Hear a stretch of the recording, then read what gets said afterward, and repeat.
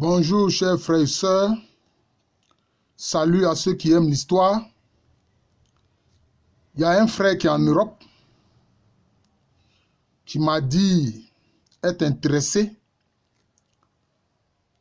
par l'institution des classes d'âge et il m'a demandé d'en parler. Effectivement, c'est une institution, c'est une organisation qu'on trouve chez les Akans lagunaires de Côte d'Ivoire. Ce sont en général les populations qui sont le long des complexes lagunaires de Côte d'Ivoire. Bétibé ou Ewotile, Abouré, Aché lagunaire, parce que les Aché qui sont un peu plus à l'intérieur, notamment les Aché Kétin et autres, ils ne pratiquent pas ça. Mais ceux d'Alépé, les Lépins, ceux d'Anyama, etc., eux, ils pratiquent cela. Là, ils ont cette institution-là. Les Abel lagunaires, les Tchama ou Ébrié, les Aïzi, les Aladjan, les Odjoukru, les Gouaoumbato, etc. Eux, ils ont cette institution-là, des classes d'âge.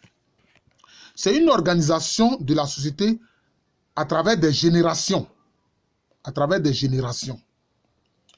En général, vous avez les personnes du troisième âge qui sont des conseillers, c'est-à-dire souvent à partir de 65 ans, 70 ans et plus, sont des conseillers. Entre 60 ans et puis 35 ans ou 40 ans, ce sont ceux qui prennent les décisions. Ce sont ceux qui prennent les décisions. Et puis, les plus jeunes les exécutent. Et dans ces sociétés, il faut avoir fait le rituel qui fait de toi un membre d'une classe d'âge.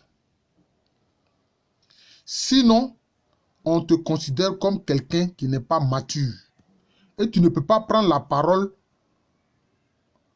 quand il y a une assemblée du village qui est réunie.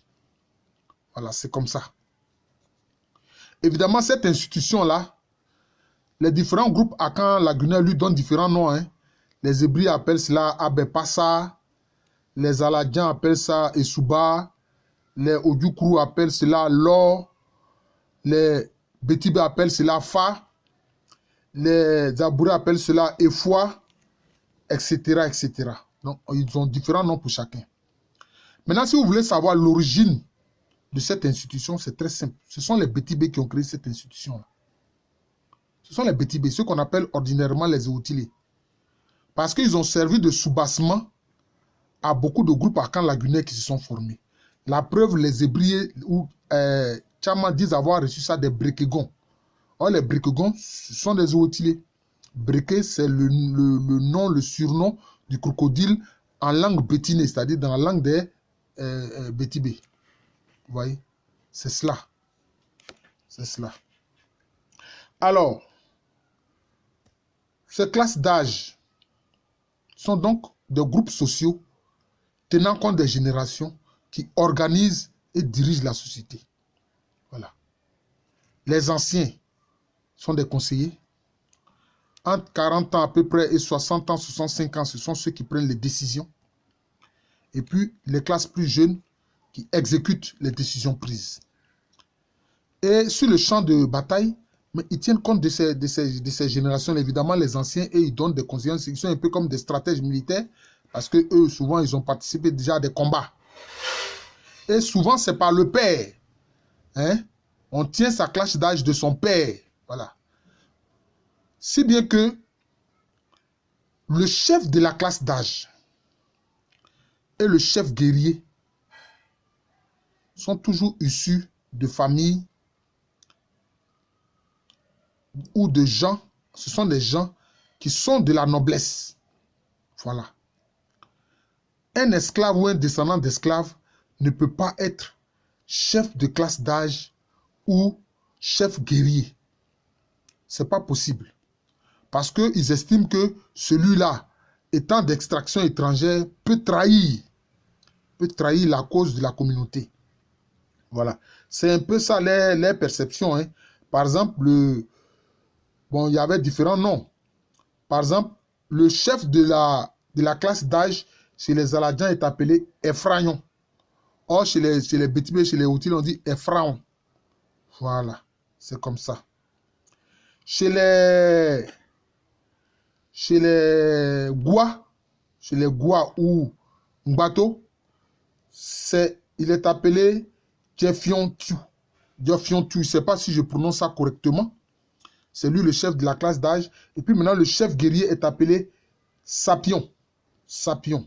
Donc, il y a chaque fois le chef de la classe d'âge et puis il y a le chef guerrier. Voilà. Le chef de la classe d'âge, il est un peu comme le chef politique de la classe d'âge. Maintenant, le chef guerrier, c'est un peu comme le stratège militaire qui conduit le groupe sur le champ de bataille. Sur le champ de bataille, c'est comme ça. Et à l'intérieur des classes d'âge, il y a un porte-parole et puis il y a les messagers, c'est-à-dire les héros, les messagers qui portent les messages. Par exemple, chez les Aladjans, le porte-parole, c'est le Bodo Dievri. Et puis, le héros ou le messager, c'est le Okotier. Donc, vous voyez, c'est des sociétés qui sont très bien organisées. Et la classe d'âge, les générations, c'est vraiment une institution de ces populations-là.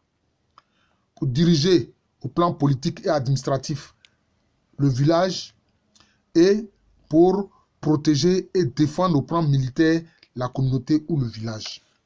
Alors, je vais pêle-mêle citer comme ça les classes d'âge, les différentes classes d'âge et puis les sous-classes d'âge. Parce que chaque classe d'âge a à l'intérieur des sous-classes d'âge. Voilà. Je vais essayer de les citer ici. Alors, par exemple, chez les Hébreux ou Tchama, évidemment, la classe d'âge est appelée Abepassa. Et les différentes classes d'âge sont Blessoué, Nyando, Doubo et Tchaba. Et les différentes sous-classes d'âge sont Djéou, Dogba, Agba et Asoukrou. C'est-à-dire, par exemple, au sein des Blessoué, vous avez les Blessoué Djéou, les Blessoué Dogba, les Blessoué Agba et les Blessoué Asoukrou à l'intérieur. Voilà. Avec quelques années de différence d'âge. C'est comme ça. Chez les Abourés, la classe d'âge est appelée Efwa. Et donc, les différentes classes d'âge sont Blessoué, Noé, Benin, Tchagba. Et les sous-classes d'âge sont Atiblé, Baoulé, Djamia Melimbe et Djamia. Chez les Goua ou Mbato, la classe d'âge est appelée Djefio. Et les différentes classes d'âge sont Blessoué, Nyando, Doubo, Monokwa. Et puis maintenant, les sous-classes d'âge sont Djewo, Tiagba, Mundone, Adiewa et Ataba. Enfin, je cite le dernier groupe, notamment les Atché qui ont cette institution-là. La classe d'âge est appelée Fokwe. Or, le Fokwe, par exemple, chez les Agnis, c'est simplement la danse guerrière. Donc, vous voyez que ça renvoie vraiment à la protection militaire chez ces populations-là. Et il y a une ressemblance nette avec ce qu'on appelle les Asafo, qu'on trouve chez les populations Fanti, au sud du Ghana actuel. Voilà. Alors, chez les Atché, donc les Fokwe ou classe d'âge se composent de Blessoué, Nyando et Digbo. Et ils n'en ont que 3. Les autres, en général, en 4, eux, ils n'en ont que 3. Maintenant, les sous-classes d'âge sont Djéo, Toba, Boto, Asuba et Agri. Vous voyez. Mais c'est la même, je peux dire, c'est la même organisation. Voilà. Et les classes d'âge ont des chefs guerriers, ont des chefs de classe d'âge. Mais il y a un chef de classe d'âge qui coiffe toutes les classes d'âge. C'est celui-là qui est appelé Ephraon chez les Bétibé. Il est les pharaons chez les Bétibé. C'est un personnage important qui siège dans le conseil royal. Parce qu'il est en quelque sorte le généralissime des armées. Donc, c'est ça les classes d'âge. C'est pour la protection de la communauté. Et c'est par le père, notamment, qu'on est dans les classes d'âge. Quelquefois, même chez certains groupes, comme par exemple chez les Atché, quand une classe d'âge vient à mourir, c'est-à-dire que quand après plusieurs années, hein, peut-être les membres de cette classe d'âge-là sont tous décédés, leurs cases étaient brûlées. On brûlait leurs cases. Ah oui, physiquement, on brûlait les cases. Et il était pensé que les cases les rejoindraient dans l'au-delà. Voilà. Les cases les rejoindraient ainsi dans l'au-delà. Bon, c'était aussi une forme de renouvellement de l'architecture. Hein. Voilà, c'était aussi une forme de renouvellement de l'architecture. Donc, voilà un peu ce qu'il faut savoir sur les classes d'âge chez les Akans lagunais. En tout cas, c'est une organisation, c'est une institution de protection militaire et de gestion. Ah oui. Si tu n'as pas subi l'initiation, parce que c'est aussi une initiation. Ah oui, parce qu'on leur apprend comment s'exprimer en public et comment faire la guerre, les stratégies de guerre. C'est comme ça. C'est comme ça. Et on leur apprend, quand tu vas t'adresser en public aux gens qui sont réunis, tu es un homme, tu découvres légèrement ta poitrine en abaissant ta toge, en fait ton pagne. On découvre ta poitrine et puis tu retires légèrement tes pieds de tes sandales pour t'adresser aux gens. Mais quand tu es un ancien, par exemple chez les Odjoukru, de la région de Dabou, les anciens qui ont fait le rituel de l'Ebebou, voilà, le rituel de l'Ebeb, ceux-là, ce sont les anciens.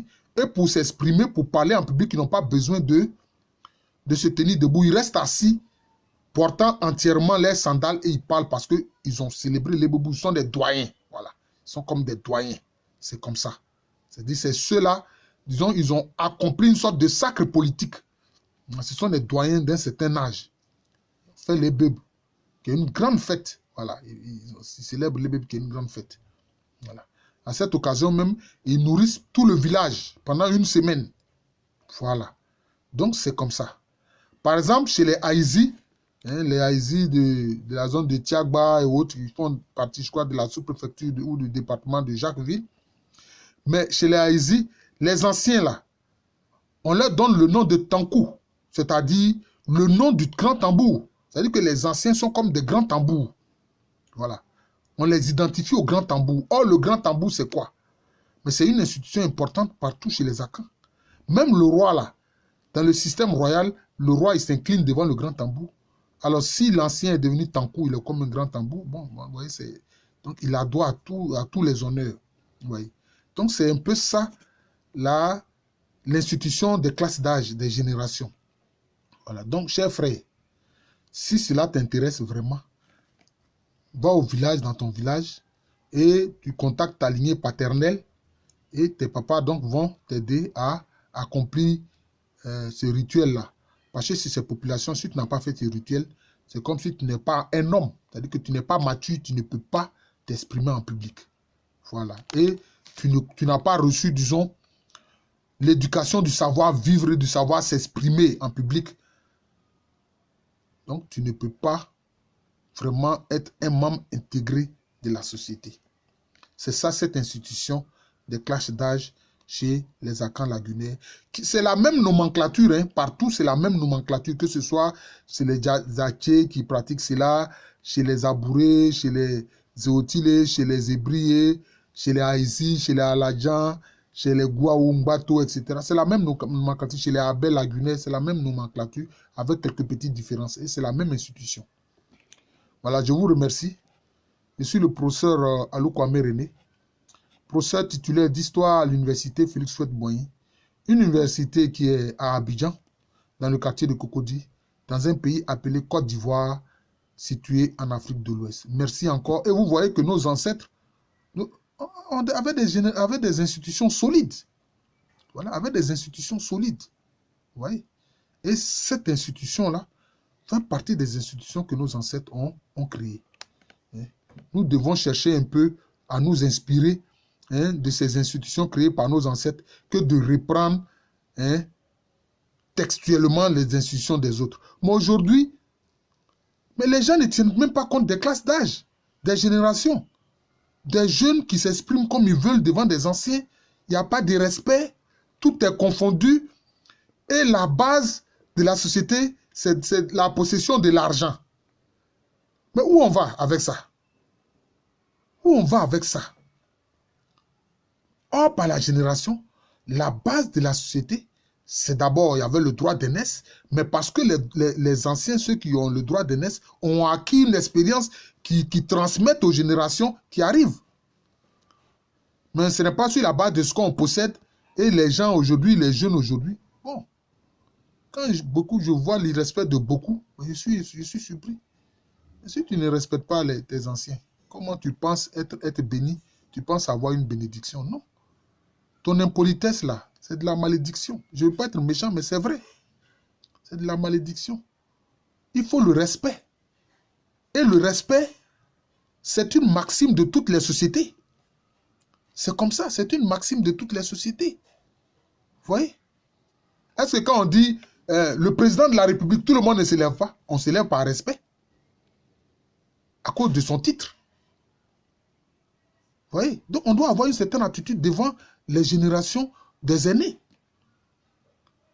Je vous remercie et vous souhaite une bonne journée.